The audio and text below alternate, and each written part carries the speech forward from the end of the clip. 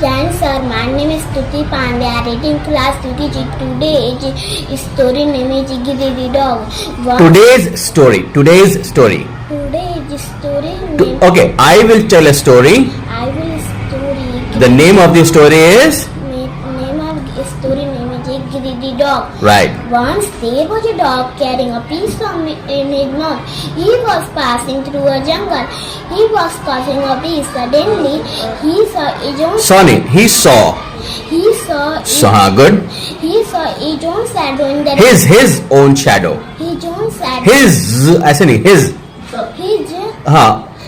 own shadow हाँ. in the river water. हाँ. He after a while thought After नहीं, after. After a while, he thought that another dog is carrying a piece of meat. Meat नहीं, meat.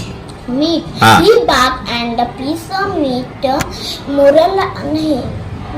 piece of meat. हाँ. You know it fell. Piece of meat